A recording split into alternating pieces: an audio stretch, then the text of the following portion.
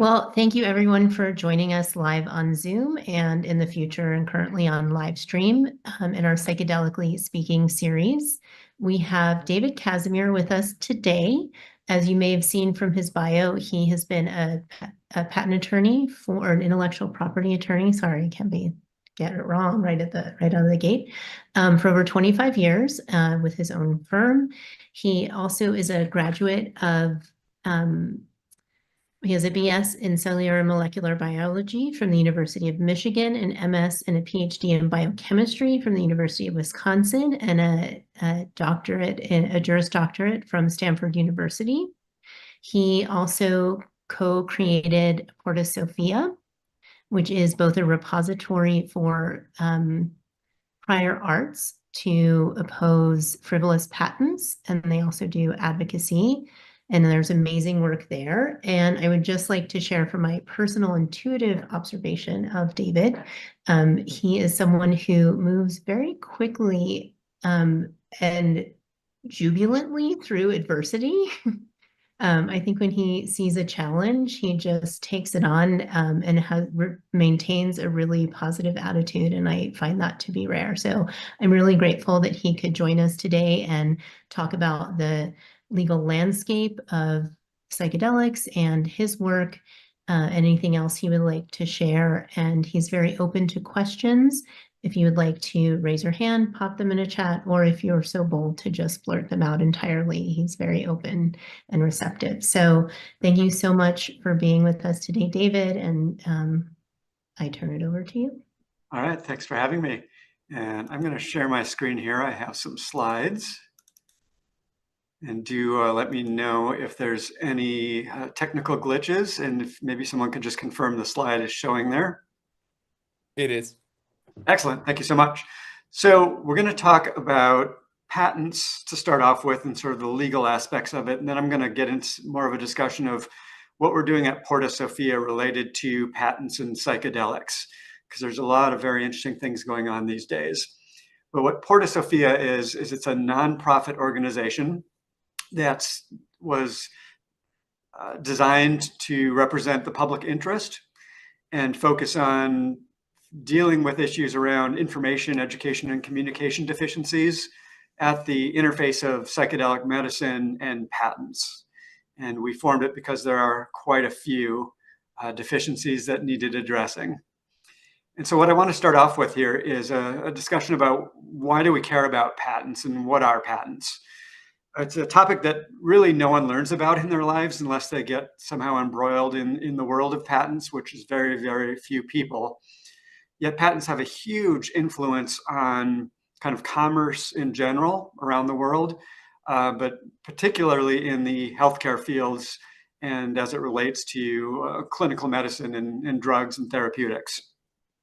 And so it is certainly currently having an impact, and I think will have an even bigger impact in the future in the development of psychedelic therapies and their ability to get out there into the world. And as noted, if you do have questions, just blurt them out, and I'm happy to answer them on the fly here.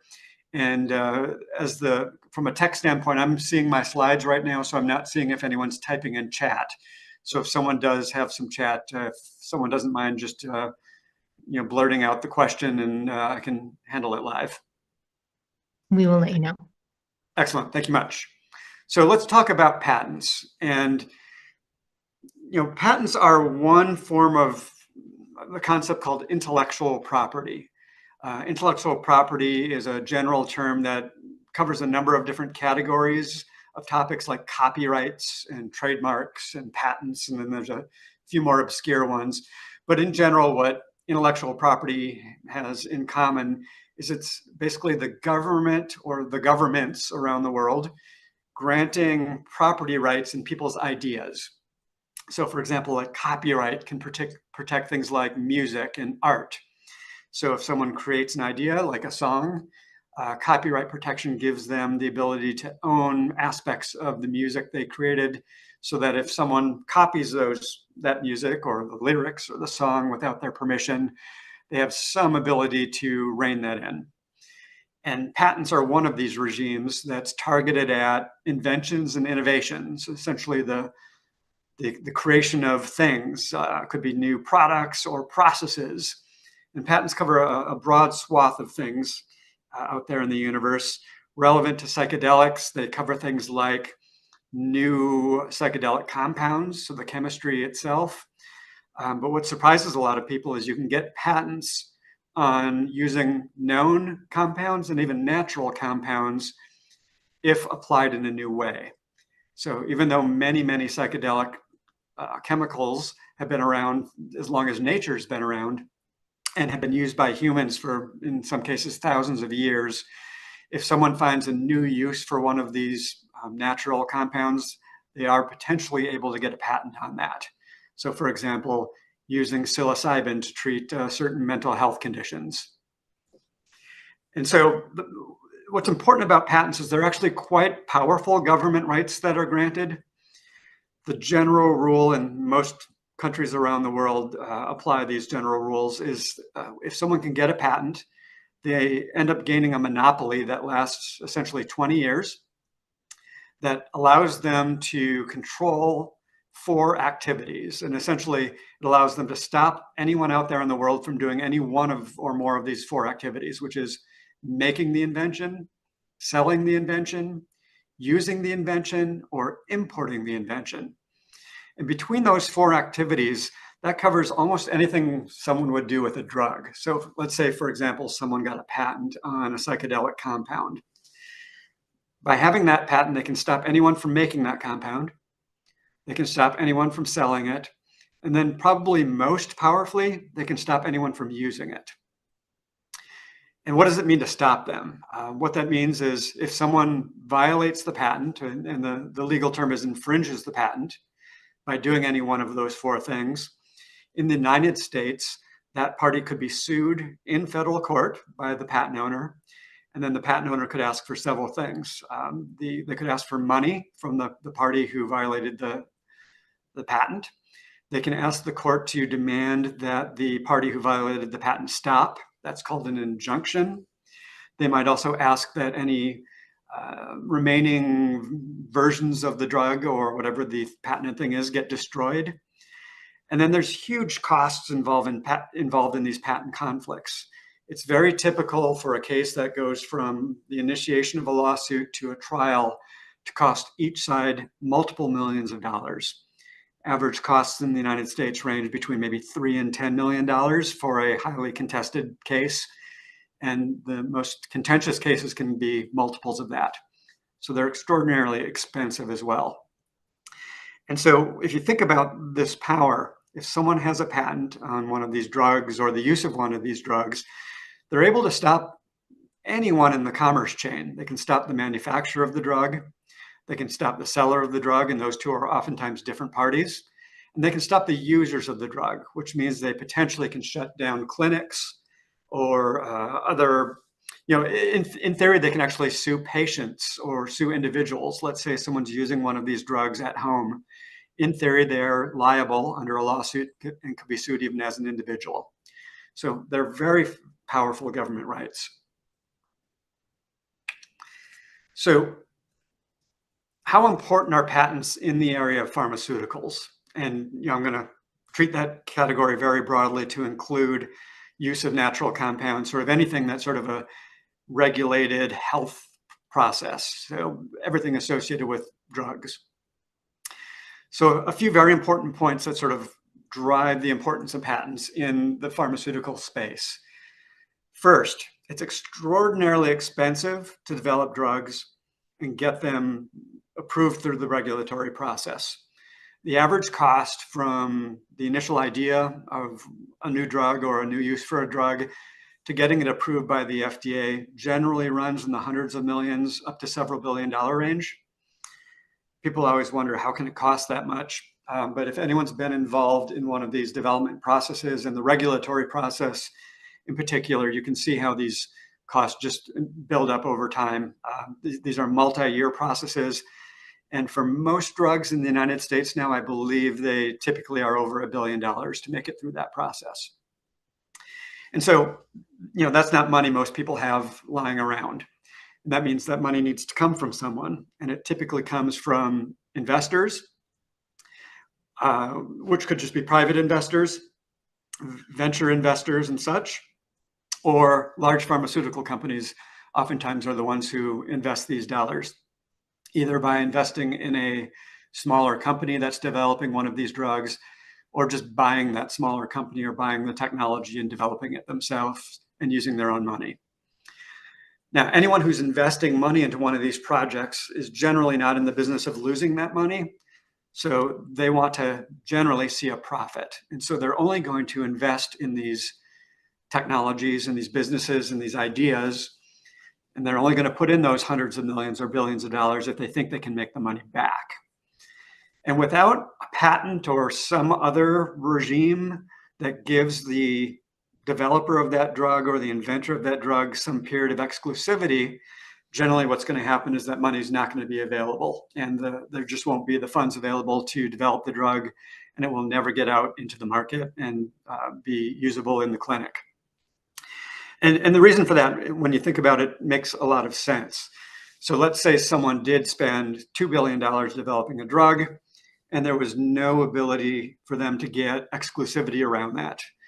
What you'd very quickly see after they launched the drug and after the government said, yes, this is the drug that can legally be sold, is someone would immediately launch what would be called a generic drug, a copycat, selling the same drug.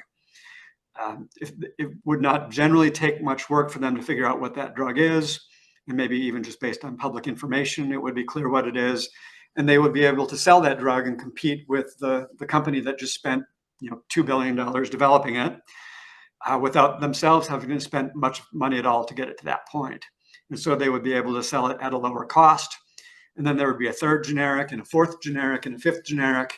And it would sort of be a race to who could sell that drug for the least amount of money.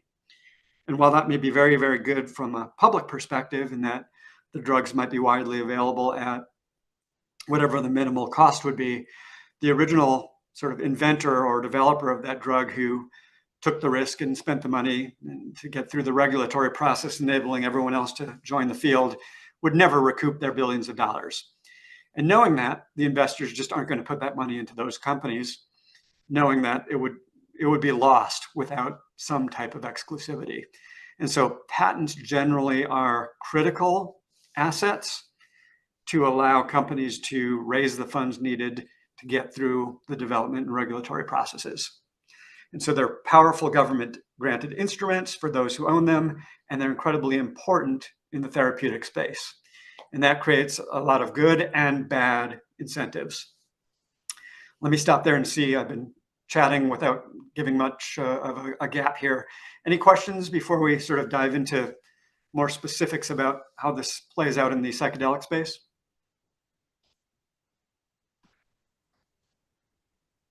This right. is Yeah, please. This is just tangentially related, but I'm just curious. So after a period of exclusivity ends, okay, and the generics also enter the market, I'm just wondering with like Benadryl, for example. I mean, if you go to the drugstore, you've got the Benadryl, then you've got the generic, and you're saving about $4 or $5 to get the generic drug. Is the producer of Benadryl just relying on their name at that point for the extra premium on the price? Yeah, usually that's the case. If there are true generics out there where someone's able to make the exact same product, that's exactly right. And there's a long history of that. By having sort of good branding and generating a reputation with that original branding, people can generally keep a little bit of a premium on their product. What you'll see is, and it varies widely drug to drug or medical device to medical device, but generally the cost of a patented drug to a generic tends to be, the patented drug tends to be 60 to 80% higher on average before the patent sort of goes off term. And then the generic comes in at that relatively large discount. But that there can be extremes. It could be 100-fold less expensive in some cases, and other cases it might not be much less expensive at all. But what you'll see is the generic typically will come in at an 60 to 80% cost reduction compared to the patented drug, and then the patent owner will typically have to also reduce their price at that point, but they will not drop it all the way down to the generic. They'll keep a little bit of the premium based on that reputation and trademark. Thank you. Yeah. And then I will note, there are sort of gimmicks a lot of pharmaceutical companies play. One of the common ones is, some number of years before the patent goes off term and they know generics are going to be coming on the market, they'll come up with, I'm going to put air quotes around the word improved here, an improved version of whatever their drug is. It might be a small chemical change to the drug or a small formulation change, maybe a dosing change, something like that, and launch that new version right around the time the first one is becoming generic, and then have a large marketing campaign around the new one, arguing its sort of improved properties. And it may in fact have improved properties. The degree to which it's better might get lost in the marketing budget of that company. And so that second drug might then separately be patentable for another 20 years. And to the extent the drug company can convince people that that's sort of the better version, they might be able to hold on to an even bigger share of the market with their new drug at the full sort of patent premium price. And there are many, many, many examples of that process being successful.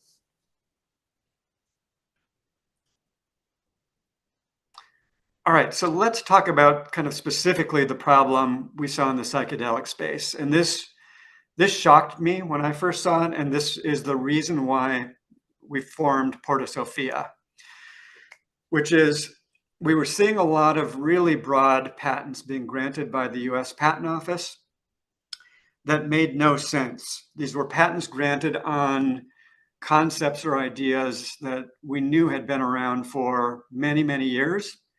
And one of the critical things to get a patent is you have to have invented something new. You can't patent something that already existed.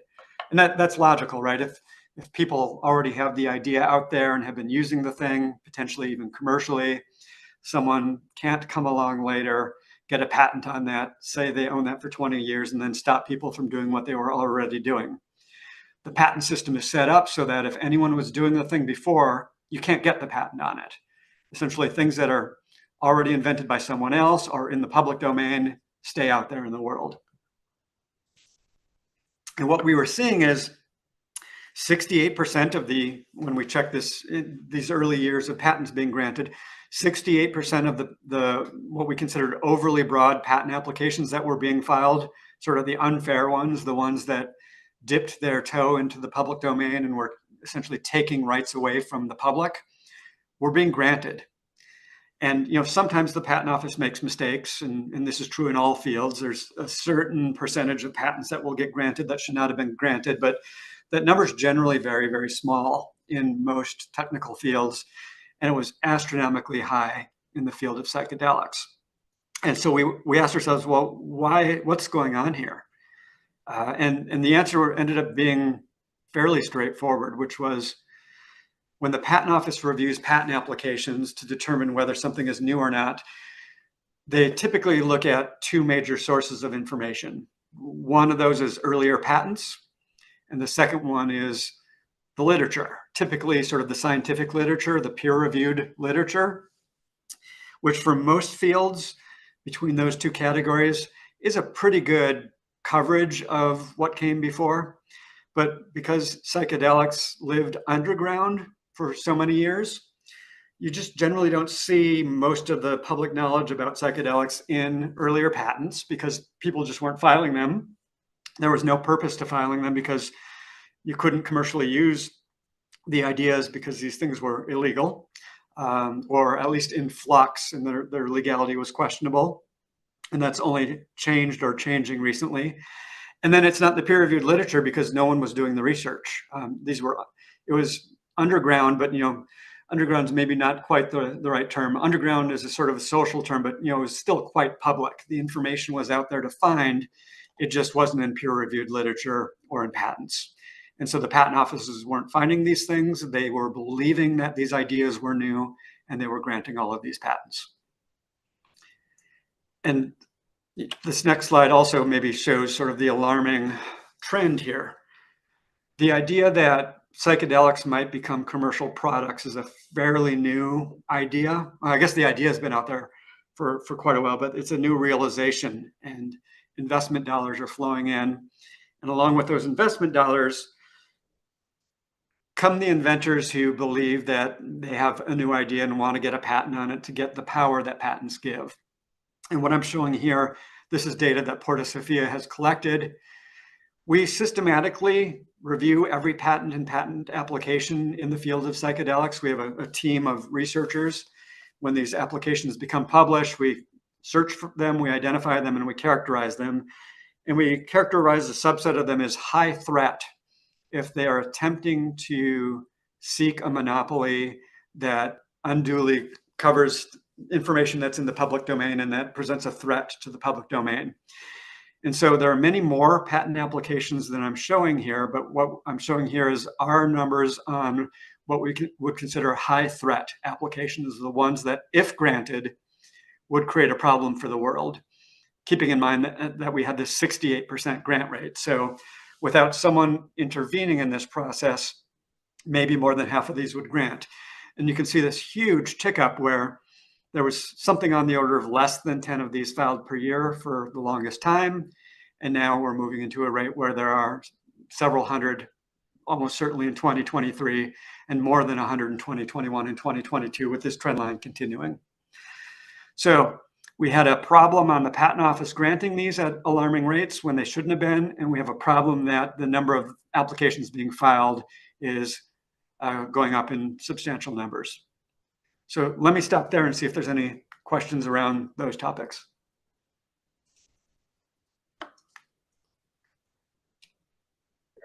Hey, David, I have a question. Sure. These companies who are poised to get, or these individuals, I guess I should say, to get these psychedelic patents, do you think they view psychedelics kind of the same as any other pharmaceutical, or are they seeing this as like something new, industry shifting? Because I look at this graph and it seems to me that the latter is the case, but I'm really curious to hear your opinion on it. Yeah, I think it is seen as new and industry shifting, and I can say that for a number of reasons. One is when you look at the identity of the entities who are active in this space, it's not the traditional players. It's not big pharma. I mean, there's been a little interest by big pharma, but from what I've seen, big pharma is sort of sitting back and watching and waiting for this market to develop and waiting to see how the FDA responds. Most of this activity is in the hands of small to mid-sized companies and even individual people. So some of the patents we've seen that make up this list here are what I would call intellectual property entrepreneurs, just individuals who are seeking to own some of the space so that if a company does go into the space, they might be able to come in with their patent and get some value out of that.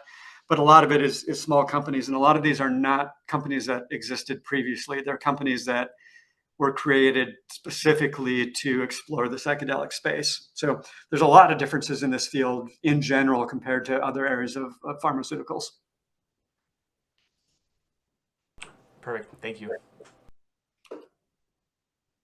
All right, so let's talk about some of the potential impacts of these bad patents. And some of them might be logical from the earlier discussion here, but going right to the point, which is your question was super timely here. In emerging fields, most of the innovations tend to be done by small companies, and we're certainly seeing that here.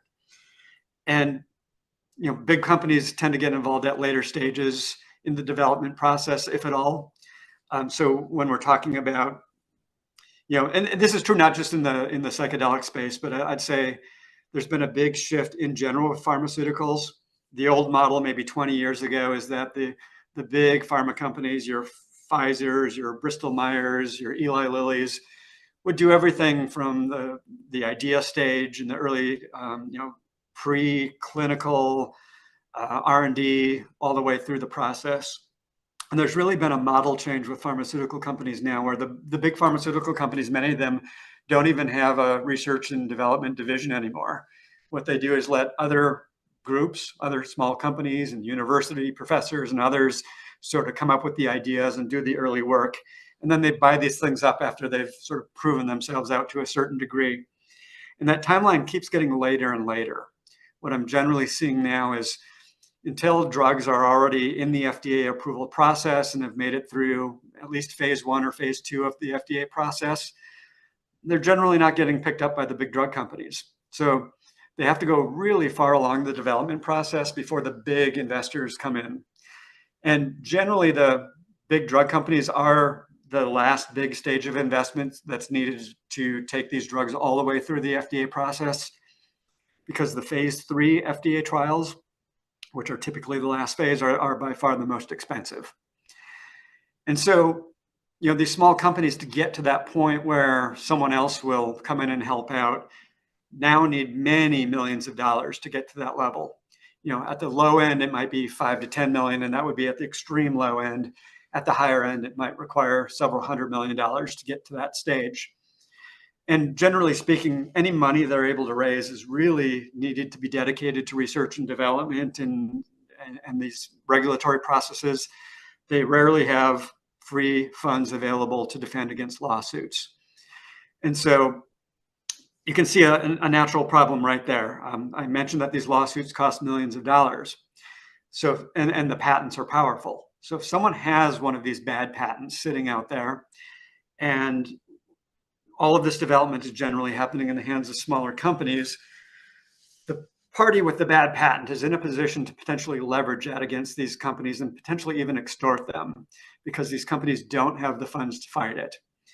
And there's a term for this that shows up in sort of other technological fields called patent trolling. It's this idea of sort of a troll sitting under the bridge, waiting for someone to cross and then jumping out and attacking them. And the idea of patent trolls are, you have either a questionable or a bad patent. You look for someone in a vulnerable position, and then you attack them. And here the attack would be either a threat, perhaps when the company's out trying to raise money, or actually a lawsuit. And the patent troll doesn't intend to go all the way through a lawsuit, because they don't want to spend that money either, but they know they have a leverage position. And so the game here is, they file the lawsuit and they ask the party who they've threatened to pay them some amount of money. And it's oftentimes something much less than the cost of the lawsuit, because the party who's getting threatened might believe they could win the lawsuit. So if the troll asks for too much money, the other party, if they could come up with the money at all, and oftentimes they cannot, but if they could, they just fight it. But what the patent troll does is they ask for, say, $500,000, something much less than the cost of the lawsuit. And the little company might have to pay them that money, because they might not be able to raise funds until that sort of threat or that lawsuit is resolved. And so we've got this situation where there's this potentially expensive tax put on the system. And given the wrong timing and the wrong set of conditions, it might actually drive the small companies out of business and slow or ultimately prevent the development of some of these valuable technologies from getting out there into the world. And I'll note too, it's not just sort of the cost of developing drugs. There's other costs that are required to get these sort of new classes of drugs out there in the world, and that's infrastructure costs. There'll have to be new types of manufacturing facilities put into place for these drugs, specialized clinics for treating patients. This is not something you might go to your normal doctor and just get a pill or an injection. I mean, maybe in the future, but when you think about things like psilocybin treatment for people with, say, treatment-resistant depression, that's oftentimes sitting in a room with someone and going through a multi-hour session. And the average doctor's office is not set up to do that. So there's infrastructure investments that are needed here as well to sort of get these new types of treatments out there in the world. And all of that's potentially at threat by patent trolls or bad patent players who have patents that cover these things. Maybe not just the drugs, but we've seen people attempt to patent the set and setting. For example, comfortable furniture and dark rooms and calm music in the context of therapy regimes for psychedelics. People are trying to patent sort of all aspects of this area. And so bad patents risk development across the full spectrum. Let me stop there and see if there's any thoughts or questions. So I'm assuming that when the patent trolls are doing the trolling, there's probably some line at which it becomes legally frivolous. It could be determined as frivolous.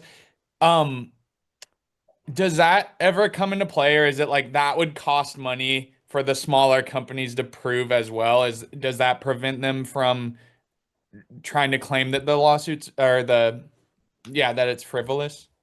Yeah, it's a great question, and especially a good sub question, because it's got two layers to the answer. So if it's an entirely frivolous case, let's say I have a patent on a new way to tie your shoe, and I sued you under that for running a psychedelic therapeutics company. That would be truly frivolous, and that my patent doesn't even have anything to do with your field. That's the type of case you could probably get rid of fairly inexpensively. Although, to your sub question, there is still some cost there. You're going to have to file a motion with the court. You can probably ask to get your attorney's fees back for that, and you probably win on that. So generally speaking, you don't see the trolling oftentimes done that poorly. But yeah, there still would be some costs. And if someone, I hate to say this, but if the patent troll asks you for $500 to make the problem go away, it's probably worth giving them the $500 rather than spending the 20 or 30,000 it might take to get to the court to dismiss it, and the motion you'll have to file to try to get your attorney's fees back, which you're not guaranteed to win. I might be tempted to spend the money, fortunately I'm a patent attorney, so I could just do my own work there, for the principle of it. But trolls are good at pricing things correctly. But the bigger problem is if they've been granted a patent, and so the patent office made a mistake for kind of the reasons we talked about, there's a presumption of validity in that patent, even though it might be invalid. Legally, it has a presumption of validity because the patent office, a U.S. government agency with expertise in evaluating the legality of these things, granted it. And so it's hard to argue it's truly frivolous if the government blessed the patent right, unless you can show that the patent owner absolutely knew that their patent was bad. You've got a much more expensive route. And there, the patent control can get those higher dollars out of that extortion game. We have another question. Karen is asking, please, can you provide some additional examples of problematic patents that have been approved? Oh, so that it's almost like I've got little elves out there helping me. That's actually the next topic. So the timing on that is perfect. Thank you for that question. And I actually had some questions here. I'm skipping a slide because we already talked about this one. I'm going to give you two examples that have gotten a bit of press. And Porta Sophia is involved in dealing with both of these, and I'll come back to that in future slides here. But one of them is a U.S. patent 11235110 that has been referenced as the DMT vape device or vape pen patent. It's a patent where the inventor is actually a patent attorney. It's not a company. It's not a group that did any traditional R&D research. It's an inventor who recognized that there was an opportunity in the patent office to potentially get a patent, and they filed a patent application on an idea that is not new that the patent office granted. And the patent claim, this particular patent that was granted, covers the following: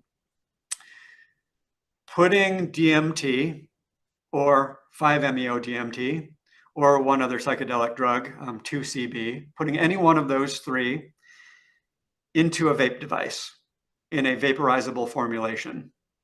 That's the patent. So anyone who puts DMT in a vaporizable formulation in a vape device, in theory, infringes that patent.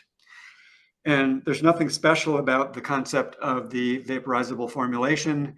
What's described in the patent are all of the known ingredients you would use for vaping anything else. It's the same exact chemistry that has been used for nicotine and cannabis and any of the other things that have been vaped year after year after year going back in time. If you read the patent, there's no innovation in it whatsoever, but the patent office granted it. This was filed in the year 2020. And it doesn't take too much work to find out that people have been posting online forums for many, many years before this, their experiences with vaping DMT, their formulations and exactly how to do it. So this clearly wasn't new, but it wasn't in earlier patents and it wasn't in peer-reviewed publications, or not, at least in a way that it was easy for the patent office to find them. So this one got granted. One more example. And this is a European patent that was just recently deemed grantable. It's European patent 3927337. And this is what we call a use patent. And again, this is another recently filed patent application. It was filed in the year 2020. So this is not an old innovation or alleged innovation. It covers the idea of using 5-MeO-DMT, which is one of the sort of short list of highly sought after clinical targets now for moving psychedelics into the clinical space, for the treatment of treatment-resistant depression or major depressive disorders. And there's sort of two gimmicks they use to get this patent. One is kind of terminology-based. They specifically referred to two subcategories of depression, referring to treatment-resistant depression and major depressive disorder. And those terms, in a sense, are fairly new. So if you go back to the early days of 5-MeO-DMT, which you can, and people's use of it for treating depression, you'll find that goes back to at least the 1980s. People weren't describing it in the context of treatment-resistant depression or major depressive disorder. They were using different terminology because a lot of this terminology changes over time. So one gimmick here was defining the disease conditions or the conditions as using modern terminology. But the second one, and I think it's the bigger of the gimmicks, is the way they worded their patent claim was a requirement that the patient be diagnosed by a professional clinician capable of diagnosing them as having one of those two conditions. And what that theoretically did is it removed some of the prior art that was out there, the prior work out there where people were sort of self-medicating with these compounds, or where, because these weren't in peer-reviewed publications necessarily, or in earlier patents, it turns out it is in peer-reviewed publications. The patent office just didn't do a good job finding it. There wasn't necessarily a link to a specific patient who had specifically been diagnosed by the right type of professional. So it was difficult to find the prior art. And I'll come back to this later on with a future slide here, but it turns out trained clinicians have been diagnosing people with these two conditions for over 20 years and treating them with 5-MeO-DMT. So this is also not new. Yet both of these patents were granted, one in the United States and one in Europe. That was a lot, and we have more stirred up some feelings. So any thoughts or questions on those? We have lots more questions. So let's see. It looks like James has had his hand up if you would just like to ask directly, and then I have a couple from the chat. Wonderful. Thank you very much. I'm interested in the legality and the scope of patents involving psychoactive substances like psilocybin, but incorporating them into food products like chocolate. So if you have two different products that use the same psychoactive substance but differ in food formulation, like chocolate, cocoa, is it warrant two separate patents, or can you explain that for me, please? Yeah. So in theory, you can get a patent on putting a natural compound like psilocybin into a food product, so long as it meets the qualifications for patenting. The two probably most challenging ones there are it has to be new, meaning no one's done it before, and it has to be non-obvious, which means even if no one's done it before, it's not sort of one of those things that someone would look at, someone sort of skilled in the field, in the technical field, would look at and say, well, of course you would do that based on what came before. But if you do have something sort of new and non-obvious, you can get a patent on a thing. So in theory, the first person who ever had the idea and maybe did some research around putting psilocybin in a food product might have been able to get a patent on, broadly on psilocybin in any food products and own that generally. Now, obviously, that's not something you could do just based on the history of how psilocybin's been used.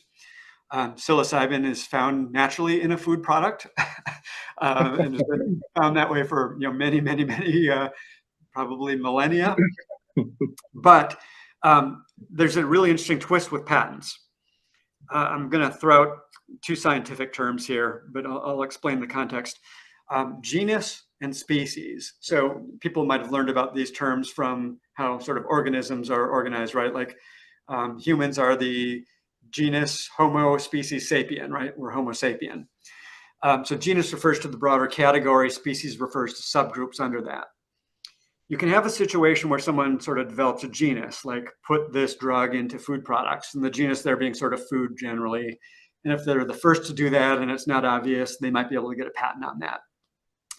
That does not prevent them or someone else from later on getting a more specific patent on an innovation that's still a food product, but that involves some inventive work. So let's say I find out, using your example, that I can get psilocybin into chocolate, and that if I throw some vitamin E in there and something else, it gives like a better effect. The effects, maybe the trip is shorter and more effective, which is really interesting, right? Like psilocybin takes a long time, so if you can get a better benefit with a shorter trip, that would be lovely. And that seems like a really true innovation. It's still a food product with psilocybin in it, but it would almost certainly be patentable there because you sort of came up with a new recipe that enhanced the performance of it. And so you might be able to get someone else might have the patent on food plus psilocybin in it, and you get the patent on chocolate and vitamin E and whatever the other ingredient is with psilocybin in it. And both you can have your patents. Interesting, because I'm curious. I'm out in Arizona. The Arizona legislation just appropriated $5 million for whole mushroom work, and I'm curious about potential entourage effects and the many unknowns of the whole mushroom versus just the compound of psilocybin. So thank you. I know a lot of people are exploring that, and there's been quite a bit of patenting around that. We're definitely seeing people patenting sort of extracts from the natural products themselves, and either adding something extra to them, or going from mushroom to tea and then patenting it in tea form, things like that. Very interesting. Thank you. We have another question from Olga. You gave two examples here of a US patent and a European patent. She's asking who grants patents of psychedelic related patents in Canada? And that may just be, any patents in Canada, or do you know? Yeah, so almost every country in the world, it's not quite all of them, but it's more than 200 of them, have their own patent offices that review these patent applications and determine whether patents should be granted. So getting a patent in one country does not guarantee you a patent in another country. And Canada has its own very sophisticated independent patent office that reviews these patent applications. But it also can make mistakes. And just going to the specific examples we have here, Canada also granted a patent on the DMT vape device idea. So there's both a US and a Canadian patent on that idea. I would say they were a little bit better than the US Patent Office in their review, but they still granted something that, in my opinion, should not have been granted. There's an additional question from Lucia, and you've already started to answer it, but I'll just ask it in case there's anything to elaborate on. Those granted patents are limited to a specific jurisdiction. Confused about how that works. So I guess you've started to answer it, but do they look for prior arts from other jurisdictions, or how would you like to answer that? Yeah, there's, I think, two aspects to that. So patents, in terms of their power, exist country by country. So if I have a patent in the United States, it allows me to block others from making, using, selling, and importing things into the United States. But if I only had the patent in the United States, it would not impact Canada or Japan or China or Europe, any of the European countries, unless someone was doing part of the work in the United States. So if they manufactured in the United States and exported it to Canada, I could stop that. But if I had the patent just in the United States, someone would be free in Canada to make it and use it and sell it and import it just in Canada, so long as the commerce chain did not hit the United States. So each country operates largely independently of each other. There are some exceptions. Europe in particular has a unified patent system now, where you can get a sort of a European patent that is enforceable among many of the countries. Not every country is a member of that, but we're seeing some trend lines along that where multiple countries might sort of share a patent system. But generally speaking, it's sort of country by country. And then the question of prior art. So It hasn't always been this way, but basically the rule now in almost every country that has a patent system is if there's prior work in any country, it blocks the patenting of an idea in any other country. So to block a patent in the United States, we don't have to find the prior art in the United States. It could be found anywhere in the world, and that would be sufficient to stop the patent in the United States. Thank you. And Olga has her hand up now, so go right ahead. Yeah, so I think in alignment with that, David, I'm just kind of curious around, they look at the literature. And so I'm coming in from, my particular positioning within arts and humanities, not from a science, although I have that background. And so I'm just wondering, and maybe that's the question more to the Canadian Patent Office, because there's probably lots of myths, like unless we look into the, as you well know, into the Indigenous past, then it's not showing up.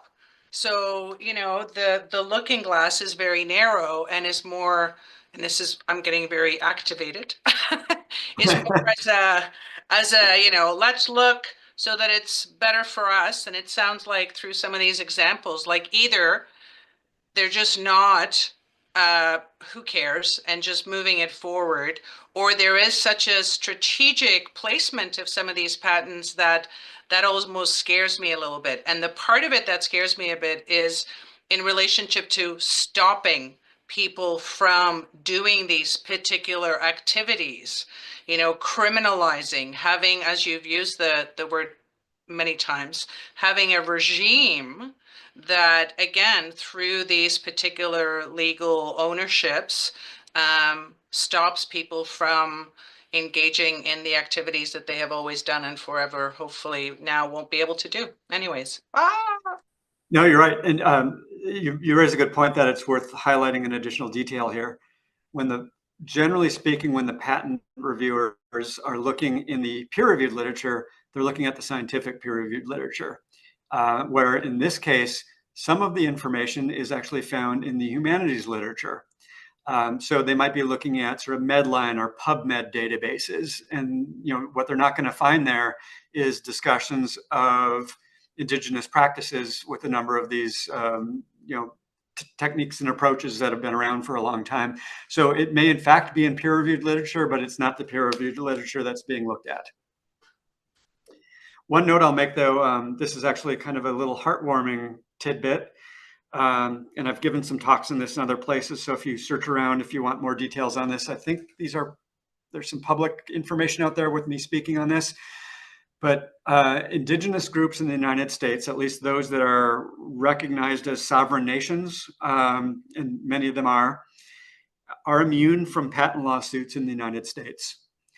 So they can, to the extent they are continuing with indigenous practices or just want to do something new, they cannot be sued for patent infringement.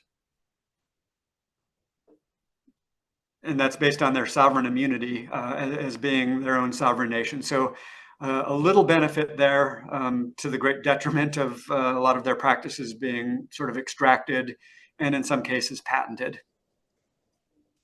Do you think that's the same in Canada? I'm just wondering, I mean, there is under the Religious Freedom Act in relationship acknowledging certain groups as religious, but what I'm hearing you say that it's more related to the relationship as a sovereign nation to nation. So it's more on that federal level rather than the sort of allowance of religious freedom. Yeah, and so I don't know the answer in Canada, and it'd be a question that would be really interesting to explore. In the United States, it is at the federal level, but that's all that's needed because patent law is federal law only. So if you get immunity at the federal level, you've got complete immunity in the United States. But it'd be a really interesting question to see where Canada stands on this. I know other countries like Brazil are currently looking at policy to protect and expand indigenous rights and practices around psychedelics.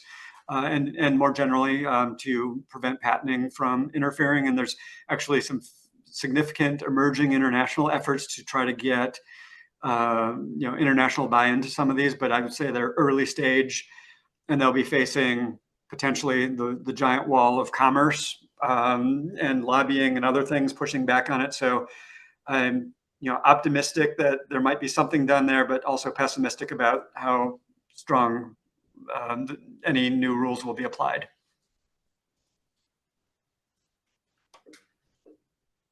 Olga, you still have your hand up. Did you Yeah, want to? maybe Karen has that question because Yeah. hers came in before my second hand up. Do you want me to read it? So Karen asked earlier, you discussed the usefulness of good patents, which help organizations develop innovation. I think you were speaking to that. But do you see a path for the wise use of patents in the psychedelic field? Right? Like, can we leverage the use of patents to be able to potentially resist, or I don't know if that's what you mean, Karen, but to kind of counterattack in some way, like maybe the indigenous folks could potentially do? Yeah, I think there are some efforts that could be done. So there is a concept called defensive patenting. And this is basically where an entity files patent applications on their ideas, and they may not actually ever be granted. They might be, they might not be. But the act of filing them makes it easy for the patent office to see all of that information and to prevent anyone else from patenting those same concepts afterwards. And if a patent is granted, it could be, the owner of it can do whatever they want with it, including donating it to the public domain. So they can make those basically public rights at that point. And you do see some small efforts to do that in a number of fields. And at least some of the discussions I've had with some of the people pursuing some of the patents, they say they're doing it for that purpose. We shall see. And then can I ask a follow-up kind of a question? Is that okay? Thanks, Ashley.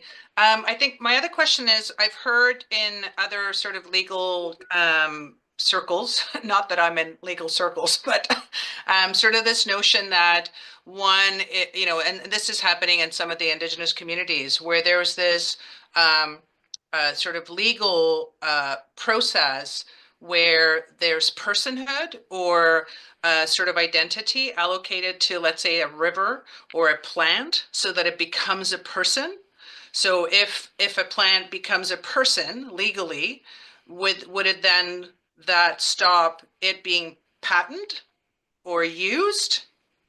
Yeah, technically, yes, in the United States. There is a ban on patenting humans in the United States, but I don't think I would expect that level of recognition of personhood in non-humans that would ever implicate the US patent rules on that. And the reason I say that is that's sort of been explored when it came to innovations around genetic engineering of animals. And the decision there was the ban is humans and humans only. So, highly conscious animals are patentable so long as they're not human. If you genetically modify a dog or a cat or a dolphin or an octopus, you can get a patent on that. And you can actually own a genetically engineered version of a very sophisticated living organism. And so it'd be hard for me to imagine that level of recognition of an individual rights that would rise to the level that would block the patenting. I thought only corporations could have personhood in the United States. Yeah, isn't that one funny, right? Like something that's purely theoretical, sort of in another legal regime moved into that space. I will say though that under the patent law, corporations are not treated as humans. That makes sense.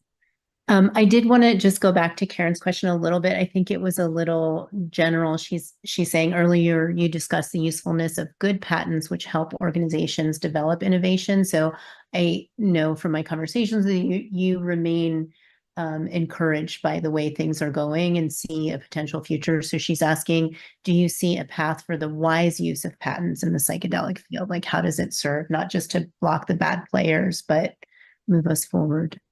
Yeah, and I am actually fairly optimistic that we've got a nice, much cleaner future here. And we'll talk next about some of the things Porta Sophia has been doing to ensure that that's the case. But good patents actually do, we talked about how important they are in the pharmaceutical space in terms of leveraging that limited window of exclusivity to get the funding needed to make it through the process. So where there are true innovations, I think patents serve a valuable role in this field. And there are problems to be solved, right? So, psychedelics relative to other drug categories, I think, have a very safe profile, but they're not perfectly safe. And some of them are safer than others. And there's going to be costs associated with the use of these that might be prohibitive in terms of getting them out there in the world in really wide use for all the people who need them, because of the amount of time and effort needed to do the therapies in a sort of safe and ethical way. And I think innovations can help solve those problems. We can have more effective, shorter acting compounds, safer compounds, and the natural compounds are, quite good. But I'm imagining there will be versions of these compounds that are, better yet.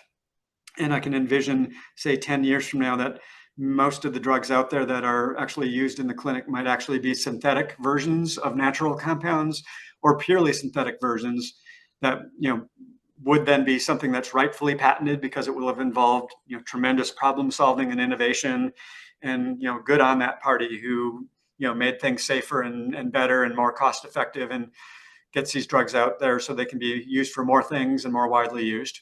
That's the patent system working well. Thank you. That's all the questions I have for right now. If you wanted to continue, and then all right. Let me talk about what Porta Sophia is doing. So we're really about sort of open science, open access, innovation through information sharing. We want people not to have any of these bad patents, and even the specter of these bad patents not to interfere with what appears to be a very, very important new emerging field for healthcare. And so we've set up our organization to address the problems I've identified here in a number of different ways. And one of the first ways we do that is to find all of the bad patents. And our team systematically goes through, and we don't catch absolutely every one of them, but we're now looking at 33 psychedelic compounds, which are listed on the bottom of the slide here. And we find every patent and patent application that relates to any one of these, and we evaluate it. And by evaluating it, we look at it for a number of things. We put it into what we call a 3-tier evaluation system for sort of high risk, mild risk, or no risk. And to do that, we look at how broad are the patent claims. Is this something that's going to reach through in an attempt to cover things that are in the prior art? Is there data in it? Is this just someone had an idea sitting on their sofa and filed it with the patent office to see if they could get a patent? Or was this something where people did really innovative work and did some real science and discovered something real? And then we evaluate it based on a threat to innovation. We have a pretty good feel for what's out there in the world in terms of the pathways people are taking to get these things out into the healthcare space. And we, ask ourselves, this might be a bad patent, but if it's a bad trivial patent, it's going to get a lower priority ranking than a really threatening to innovation bad patent. Then we try to monitor sort of bad players, find the patent trolls, the people who are filing multiple of these things, and then evaluate theirs more carefully. And then we specifically have an indigenous awareness effort here to try to protect traditional practices from coming under the realm of patenting. And so as part of that evaluation, we look everywhere in the world, unlike the patent office. And some of the patent examiners look broadly, but as I mentioned, they tend to look in narrow categories. We look everywhere. And that includes peer-reviewed literature, and that includes older patents, but it also includes online forums, which, a lot of the evidence is out there. It's going through ancient documents. In the bottom right-hand corner of this slide, I have a 1916 Park Davis catalog. Park Davis was a drug company that eventually got bought by Pfizer. And in the late 1800s and early 1900s, it was really active in the psychedelic medicine space. And then, they just got out of that. So we've got this sort of 20, 30-year window in the turn of that century where there's a lot of prior art. That's not going to show up in any normal databases. We go to archives. A lot of groups have archived, a lot of this work that happened in the 1940s and 50s and 60s, but it's, not an easy to find electronic searchable databases. And so we gather all that information. We find the stuff where it is. And, one thing that's important here is we base our searches on the actual patent applications that we're seeing people applying for. So we find the hundreds and hundreds of patent applications that people are seeking patents for. We find the bad patents among them. And then we actually go out and find the prior art specifically for those patent applications. So we're not just filling in a random library here. We're filling our library with the very information the patent offices around the world need to stop the actual bad patents that are in the process. And then what we do is we fill our online, free, easy to search, powerful library with that information. And this is all done with human curated care. So to date, we have over 2,000 prior art references in our library, and you can see it's growing at a fairly linear rate. And just to give you a view of what that looks like, we have a nice, easy to use search engine. You put in your keyword, you can put date delimited topics on that. You can pick the type of document you want to look for. You can't see all the search items on here, but you can search by drug, by disease type. And then what you'll get are specific hits of everything that's in the library with all of our curated information and all of your keywords highlighted. And we'll have our own abstract we wrote about that individual prior art reference, putting it in the context of why it's valuable to the patents we know are already sitting out there. So any patent examiners using this tool, instead of having to spend hours trying to look for something, which they generally don't have time to do, in seconds, they can get to exactly the type of information they need presented in exactly the way they need to see it. But this is also a really useful tool for anyone who thinks they've innovated something to figure out whether what they have is actually new or not, and whether they should bother to file a patent application or not. This tool just didn't exist, and now it does. And so we've Porta Sophia is a combination of Greek and Latin terms that stand for doorway to wisdom. And part of that idea is we're basically creating a doorway to the wisdom of the world by putting all of the relevant information in one easy to find spot here. Let me stop there and see if there's any questions about sort of our library work before I talk about some of the more proactive stuff we do against some of these bad patent applications. If there aren't any on the stream, we're good to continue. Okay. So the other big thing we do is we directly challenge the bad patent applications. And this can be done with what's called a third-party intervention. So what happens when someone files a patent application is 18 months after it's filed, it publishes, and the world can see it. And generally speaking, it typically takes 2, 3, or 4 years to actually get a patent granted after it's filed. So in almost every case, it's publishing before it's granted. So we're able to see it. And then we can see what patent reviewer it's assigned to. And we can directly give them information saying, here's the stuff you want to look at when you review this. So they don't even have to do the searches. We find the relevant stuff and we just hand it to them. And so far, we've filed over 100 of these third-party interventions. There are quite a bit of work to do because you actually had to file a fairly formal document with the patent office. And a lot of these are still early stage, but we've been really successful with these so far. Of the 100 plus we've filed, 11 of the patent applications have actually been abandoned. The patent owner just gave up. On 14 of them, there was a rejection from the patent office where the applicants didn't abandon it based on the information we gave them. Keeping in mind, most of the 100 of these haven't even gotten reviewed yet. So we're expecting this number to go way up from where it is right now. And then in 2 of them, the applicants saw what we did and made their claims much, much more narrow to the point where they were no longer high-risk patents. So they went from sort of being a bad citizen to a good citizen. And when I say that, they may not have known that their claims were bad originally. Hopefully people are doing the homework. We'll give them sort of the benefit of the doubt, but they went from bad claims to good claims after seeing this. Like I said, it's early on. What I can say is not one of these 100 plus patent applications that we've challenged has been granted with the broad claims that it started with. There have been a few granted, but with much, much narrower claims. So this seems to be a mechanism that's blocking these high threat patent applications.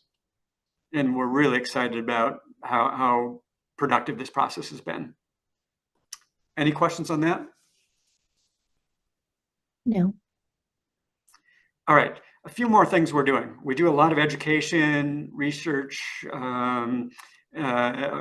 outreach and awareness. And just to give you some examples, the more people who know about what we're doing, the better we can do what we do, because as you'll see, a lot of people who learn what we do join us and help us through a volunteer network. We have a lot of connections with media organizations. We actually have a lot of connections now with the companies that are filing these bad patent applications, and that's helping them sort of be better world citizens. But just a few examples of where we are out there in the world. We've been taking advantage where possible of media coverage and helping people get smarter. What I've identified here is the Vice organization, when they were still around, did a documentary. This is available on YouTube as a freebie. I think this is somewhere between 1 and 2 million views now, where I participated in this and had a fairly major section talking about the work we're doing, and specifically talking about a controversial patent application that was filed by Compass Pathways that related to their attempt to patent set and setting related to psilocybin treatments for depression. We have a really active social media presence with a lot of good regular information going out there. Whenever we find some of these really bad patent applications, we'll put out press on it, which allows others who might be interested about it to contact us, and we can work together with them to potentially find this prior art more easily and to get the word out there. We've also been very active in publishing our own work, and we're going to have a lot more on this front. Some very exciting stuff going forward, but here's an example of a paper we published in February, kind of identifying some of the problems. And then a really exciting publication we just put out, and this relates to one of the two examples I talked about earlier. You'll recall I mentioned the European patent granted on the use of 5-MeO-DMT for the treatment of treatment-resistant depression or major depressive disorder. As we searched for prior art in this space, we identified some clinical work that had been done since the 1990s where patients were actually treated. These specific categories of patients were treated with this drug, but that information had not been made public. And so what we did is we collaborated with the clinician who did this work. And then this just came out this last month. We just published this paper on the very topic of this patent. And so this is out there if you want to read it. I think it's a very interesting paper. And I've just highlighted a little bit of language here. One of our sections is called Hidden in Plain Sight, 25 plus years of public knowledge on the use of this for psychiatric indications. And we go through and talk about how several thousand patients were treated. 20 to 30% of them actually had MDD or TRD and were diagnosed as such. And then we have some specific case studies in this paper describing specific patients with each of those conditions getting treated and receiving benefits from the drug. And the value of this paper is, what I'm showing here is an opposition document. In Europe, you can oppose patents once they're granted, and the patent office takes another look at them. There are two opposition opposers to this patent that was deemed grantable. Porta Sophia is one of them. The other one's a group called Strawman Limited. It's actually a group that will do challenges anonymously for someone working behind the scenes. And I've highlighted in the lower right here the paper we just recently published being submitted as one of the bits of evidence to show that this patent should not have been granted. So we're sort of outing this information that was not outed in very public ways and putting it into use to challenge these bad patents. Another, I think, really important aspect of our work is we've created this thing called the Archival Research Network, and it's a group of volunteers all around the world who decide they're interested enough in the work we're doing that they join us. And we have a process for sort of applying to the organization just so we can sort of vet people to make sure they're sort of on our side and not trying to sabotage us in some way. But this is a network of now dozens of people, experts around the world, people who manage archives. And when our team cannot find prior art, what we do is we email this group of sort of world experts, and they find it for us. And we've got people all around the world who can speak different languages, so we're able to find documents in native German or native Mandarin that would be harder to find because our team can't normally read them. And this group's been super effective at finding the hard to find prior art and really enhancing our library and just giving us a bigger team of sort of volunteer network that we can reach out to for help when we run into problems. We're also very active in hosting and co-sponsoring webinars and conferences. We just had one recently in Madison, Wisconsin here, along with the USONA Institute, called Bridging Worlds Immersive Forum, and it brought together a lot of indigenous groups to just talk about all the issues going on related to drug development in this space, and concerns about, taking indigenous ideas and indigenous what are considered sacred practices. And as part of this, Porta Sophia talked about intellectual property issues around this. And I learned a lot from a lot of the indigenous groups that were there. We had breakout lunches and had casual conversations, and it was super useful. And then we've got a lot more in progress. I can't go into details yet on it, but we are going to start challenging issued patents. It's really expensive to do that, but we've been able to fundraise around that. And one of the patents we will be challenging is the notorious vape pen patent. So look for more about that in the near future. We'll have some press about that.